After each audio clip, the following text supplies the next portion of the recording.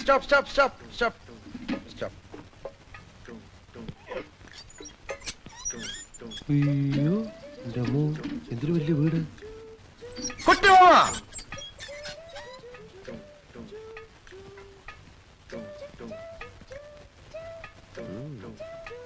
നല്ല കാശുള്ള ഏത് നേപ്പാളി പെണ്ണിനെ കള്ളൻ അടിച്ചെടുത്തത്.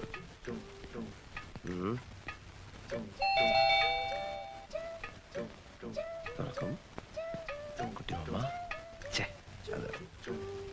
നമസ്കാരം കുട്ടിമാമ.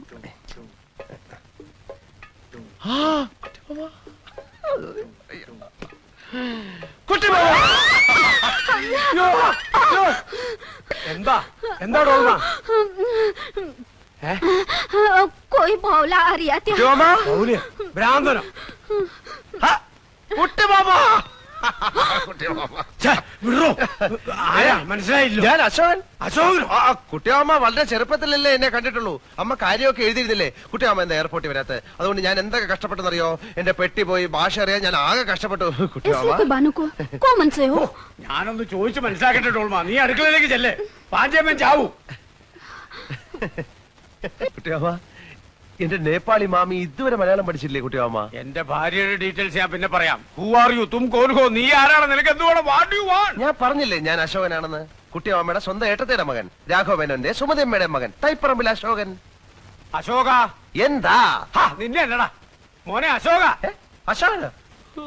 കുട്ടിമാമ എന്നെ വിളിച്ചോ?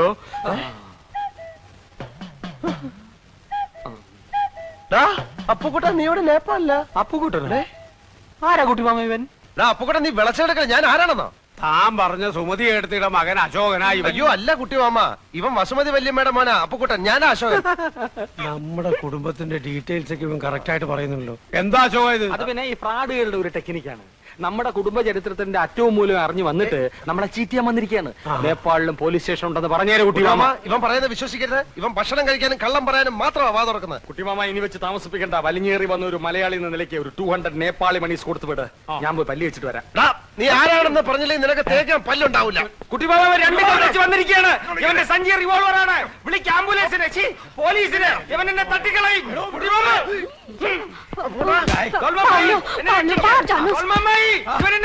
തീവ്രവാദിയാണ്.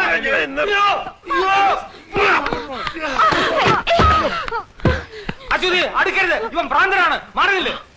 അശ്വതി, ഇയാൾ ഇവിടെ വന്നോ? മോൾ ഇവനെ അറിയോ? ഇയാളാണ് ഇന്നലെ എന്നെ ഫ്ലാഷ് മോഷ്ടിക്കാൻ നോക്കിയത്. ഇപ്പോഴോ ഞാൻ പറഞ്ഞില്ലേ അമ്മ, ഇവൻ കള്ള റാസ്കലാണ്. അമ്മാവാ, അങ്ങനല്ല അത്. അമ്മ അവൻ ഇനി ഇതിൽ ഇടപെടണ്ട. ഞാൻ അവനെ കൈകാര്യം മാറിയില്ല.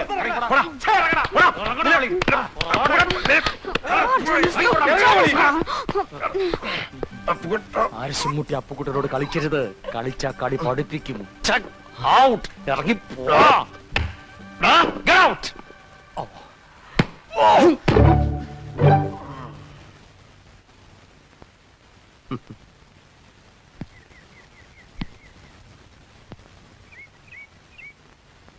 എന്റെ ബുദ്ധ ഭഗവാനെ, ശുദ്ധോദന മഹാരാജാവിന്റെ മകനായ അങ്ങ് സർവ സൗഭാഗ്യങ്ങളും രാജപദവിയും ഉപേക്ഷിച്ച് ഒരു രാത്രി ഭാര്യയോട് പോലും പറയാതെ കൊട്ടാരം വിട്ടിറങ്ങിയ ആളാണെന്ന് പണ്ടെന്നെ സരസ്വതി ടീച്ചർ 5ാം ക്ലാസ്സിൽ പഠിപ്പിച്ചിട്ടുണ്ട്. ഇന്നെന്റെ ഗതി ഏതാണ്ട് അങ്ങനെയൊക്കെ തന്നെ. ആർഭാടകരമായ ഒരു ജീവിതവും സ്വന്തം മുറപ്പെണ്ണും കൈവിട്ടുപോയ ഞാൻ അങ്ങേപ്പോലെ തെരുവിലേക്ക് ഇറങ്ങിയിരിക്കുകയാണ്.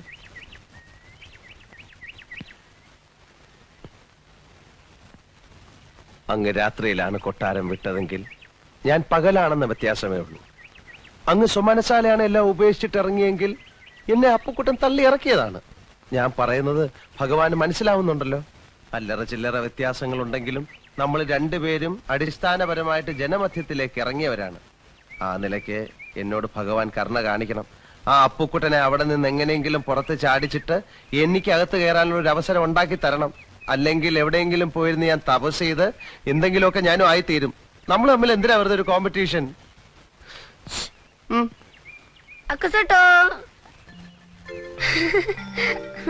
ഉണ്ണിക്കുട്ടോ, നീ ഇന്നലെ രാത്രി എവിടായിരുന്നു? വീട്ടിൽ പോയില്ലേ? ഖർ നഹീ ജാത്താ? ആ, എന്നാ നിനക്ക് വീടില്ലേ? ഖർ നഹീ? എവിടെ വേർ കിതർ മലയുടെ മുകളിലോ? ഓ അവിടെ അല്ലേ? പിന്നെ നീ എന്താ വീട്ടിൽ പോവാത്ത? നിന്റെ പേരിൽ വേറെ ആരെങ്കിലും അവിടെ കയറി കൂടിയോ? എനിക്ക് വീട്ടിൽ പോകാനൊത്തില്ല. അപ്പുക്കുട്ടൻ എന്നൊരു പാര എനിക്ക് മുമ്പേ അവിടെ കയറി പറ്റി. ഇനി ആ കുരി കഴിയുന്നത് വരെ ഉണ്ണിക്കൂട്ടന്റെ കൂടെ ഓപ്പൺ എയറിൽ കഴിയാം. എന്താ മനസ്സിലായില്ലേ? പിള്ളേർ അത്രയും മനസ്സിലാക്കിയാ മതി. വാ, നമുക്ക് തെരുവിലോട്ടിറങ്ങാം.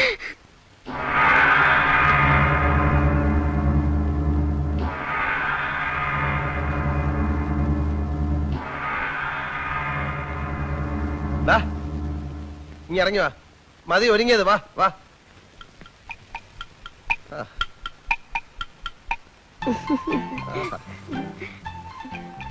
ഇപ്പോഴാ നീ ശരിക്കും ഉണ്ണിക്കുട്ടനായത്.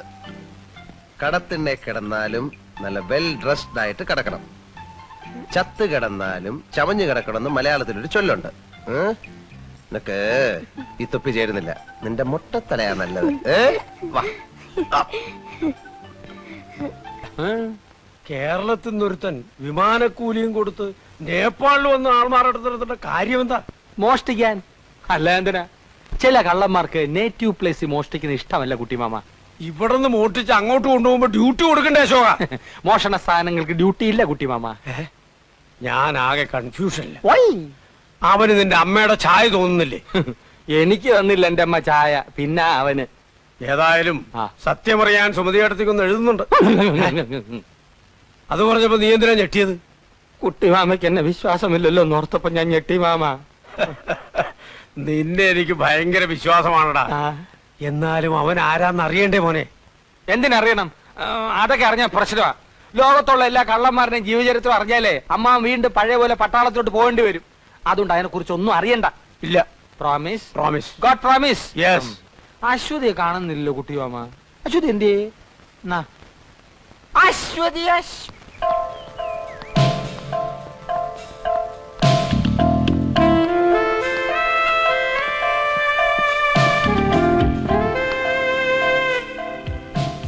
ठीक है. May I come in, sir? Yes. ഇരിക്കൂ. Thank you, sir.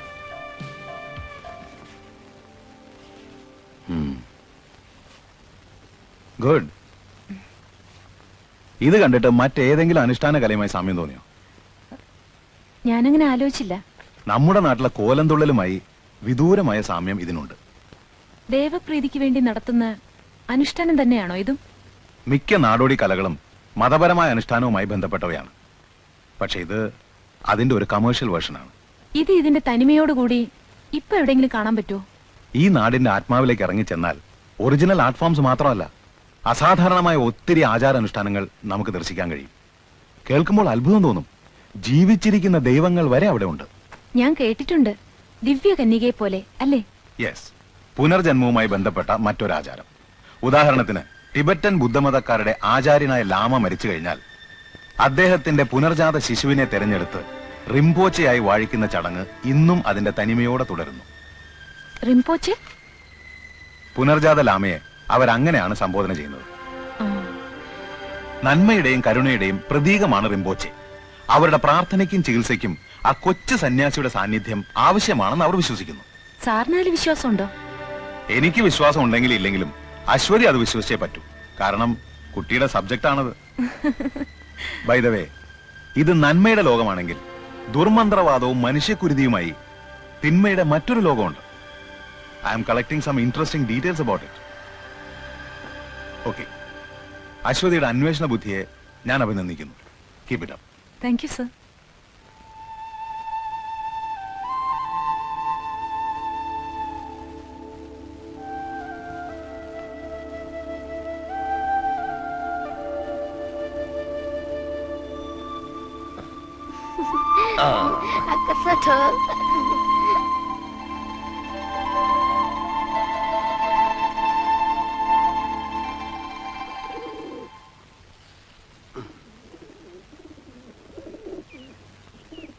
എന്റെ അമ്മേ, അടിച്ചോണ്ട് പോയാ?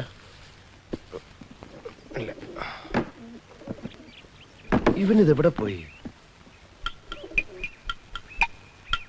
അക്കസത്തോ എനിക്ക് രാവിലെ ചായ വേണമെന്ന് ഉണ്ണിക്കുട്ടനോട് ആരാ പറഞ്ഞേ? ഉം?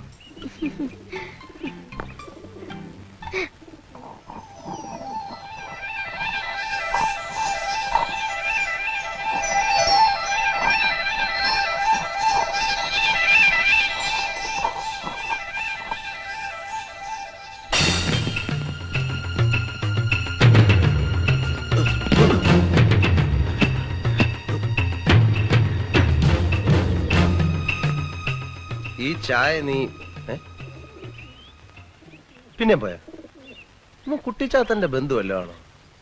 ഉണ്ണിക്കുട്ടാ, ഉണ്ണിക്കുട്ടാ,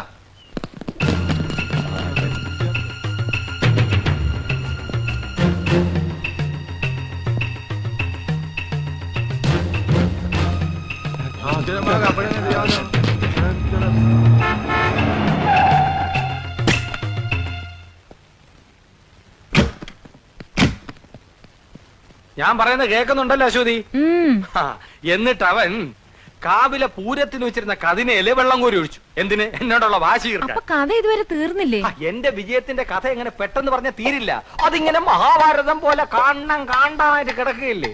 ഒരു ദിവസം കൊണ്ടൊന്നും പറഞ്ഞ് തീരില്ല. ഇപ്പൊ ഞാൻ പോട്ടെ, ബാക്കി നാളെ പറയാം. സീരിയലായിട്ട് പറഞ്ഞ എന്റെ ത്രിൽസ് ഉണ്ടാവില്ല. ആക്ഷൻ പാക്ഡ് അഡ്വഞ്ചർ സ്റ്റോറിയാണ് എന്റെ വിജയത്തിന്റെ. ഞാൻ പോട്ടെ, പ്രൊഫസർ വെയിറ്റ് ചെയ്യാണ്. അശ്വതി അശോകേട്ടൻ പോകുന്നില്ലേ? പറഞ്ഞുകൊണ്ട് വന്ന കാര്യം മുഴുമിക്കാതെ പോകുന്നത് എങ്ങനെയാ? നമ്മൾ എവിടാ പറഞ്ഞു നിർത്തിയത്? പടകോളിച്ചണ്ടി മത്സരം. അവിടെ വെച്ച് അവൻ ഒരു വെല്ലുവിളി നടത്തി. കാവിലെ പാട്ട് മത്സരത്തിന് അവൻ എന്നെ തോപ്പിക്കുമെന്ന്. പട്ടം പറത്തൽ, ചെസ്, കബഡി, തലപ്പന്ത് എന്നീ മത്സരങ്ങളിലൊക്കെ ദയനീയമായി പരാജയപ്പെട്ട ഒരുത്തന്റെ വെല്ലുവിളിയാണെന്ന് ഓർക്കണം. കുറെ നേരം കൊണ്ട് അശോകേട്ടൻ പറയുന്നുണ്ടല്ലോ, ആരായി അവൻ? എതിർ ടീമിന്റെ ക്യാപ്റ്റൻ അശ്വതിയുടെ ഫ്ലാഷ് അടിച്ച് മാറ്റിയില്ലേ, ഏതോണ്ട് അവനെ പൊലിറ്റിക്കും. എന്നിട്ട് എന്നിട്ടെന്താ, മത്സരം തുടങ്ങി. സ്കൂളിൽ പഠിക്കുമ്പോ എനിക്കാണല്ലോ ഫസ്റ്റ്. ഏത്? അക്ഷര ശ്ലോകത്തിന്. ആ എക്സ്പീരിയൻസ് വെച്ച് ഞാൻ ഒരു അലക്കലക്കി. നക്ഷത്രം മത്സരമായിരുന്നു. ഇടയ്ക്ക് ഒരു തമാശ പറഞ്ഞ് ടെമ്പോ കളയല്ലേ അശ്വതി. അശോകേട്ടൻ പറഞ്ഞോളൂ. എന്റെ താളബോധവും അക്ഷരസ്ഫുടത അവനില്ലല്ലോ. എന്റെ വായിൽ നിന്ന് കടിച്ചാ പൊട്ടാത്ത പദങ്ങൾ അനർഗള നിർഗളം പ്രവഹിക്കുന്നത് കണ്ടും കേട്ടും അവൻ ബോധം കെട്ടു വീണു. അവസാനം എല്ലാരും കൂടി എന്നെ പൊക്കിയെടുത്തോണ്ട് പോവുകയായിരുന്നു. അയാളല്ലേ ബോധം കെട്ട് വീണത്? അശോകേട്ടൻ എന്തിനാ പൊക്കിക്കൊണ്ട് പോയത്? വിജയശ്രീലാളിതനായി എന്നെ സുഹൃത്തുക്കൾ ചേർന്ന് പൊക്കിയെടുത്തോണ്ട് പോയെന്നാണ് പറഞ്ഞത്. പിന്നെ ചാരായ ഷാപ്പിന്റെ മുമ്പിൽ ചെന്ന് എന്നെ താഴെ ഇട്ടുള്ളൂ. അശോകേട്ടൻ കുടിക്കുവോ? അയ്യോ, ഞാൻ കുടിക്കില്ല. ചാരായ ഷാപ്പിന്റെ ഇപ്പുറത്തെ ഊടുവഴി കൂടെ നമുക്ക് വീട്ടിലോട്ട് പോകാലോ. ഓ, അത് ശരി. ഇനി അങ്ങോട്ട് അശോകേട്ടൻ വരണമെന്നില്ല, ഞാൻ പോയിക്കോളാം. വേണേ ഞാനും കൂടെ വരാം. വേണ്ട. ടാറ്റാ. Bye bye. പടകാടിച്ചണ്ടി ചങ്കരി വർക്കലി വർക്കലി ഭഗവതി അടിയനിൽ അലിവോടി നിത്തിരി കനിയണം.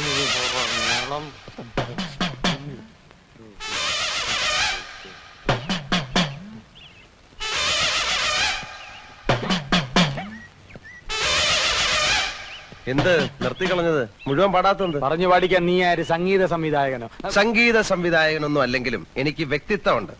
അതുകൊണ്ടാണല്ലോ നീ എന്റെ പേര് പറഞ്ഞ് കുട്ടിമാമയുടെ വീട്ടിൽ കയറിയത്. അപ്പുകുട്ടന്റെ പേരിൽ തന്നെ കയറാനാ വന്നത്. ബെല്ലടിച്ചു. കുട്ടിമാമ കഥവ് തുറന്നപ്പോ ഒറ്റ ചോദ്യം, അശോകനല്ലേ എന്ന്. പ്രായം ചെന്ന മനുഷ്യനല്ലേ എന്ന് വിചാരിച്ച് ഞാൻ തിരുത്താൻ പോയി. പിന്നെ ഞാൻ വന്നപ്പോ നീ എന്താ തിരുത്താത്ത? തിരുത്താൻ സമയം വേണ്ടേ? ഉള്ള സമയം കൊണ്ട് നിന്നെ പുകച്ച് പുറത്തിയടിക്കാൻ നോക്കൂ, ഞാൻ പേര് ഇരുത്താൻ നോക്കൂ. ദമയന്തിയുടെ മുമ്പിൽ നീ കുറച്ചാൾ ഷൈൻ ചെയ്തില്ലേ, ഇനി അശ്വതിയുടെ മുമ്പിൽ ഞാൻ കുറച്ച് ഷൈൻ ചെയ്യട്ടെ. അതാണോ കാര്യം? അതാണ് കാര്യം. എത്ര നാൾ ഷൈൻ ചെയ്യും? എത്ര നാൾ ഷൈൻ ചെയ്യണം? എത്ര നാൾ ചെയ്യാം? എത്ര നാൾ വേണേലും ചെയ്യാം. ഇടാ, കൂടിയ ഒരാഴ്ച. അതിനുള്ളിൽ നിന്നെ പുകച്ച് പുറത്ത് ചാടിച്ചില്ലെങ്കിൽ എന്നെ അപ്പുകുട്ടാന്ന് വിളിച്ചോ. എന്നെ പുറത്തിയാടിച്ച് നീ അകത്ത് കയറുകയാണെങ്കിൽ നിന്റെ പേര് നിനക്ക് തന്നെ തരാം. എടാ, ഞാൻ കേറിയ നീ താനെ പുറത്തിയാടും. സിംഹത്തിന്റെ ഗുഹയിൽ പൂച്ച കടക്കില്ലടാ. തല ഇവിടെ ഇരിക്കുമ്പോ വാലിരുന്ന് അനങ്ങല്ലടാ.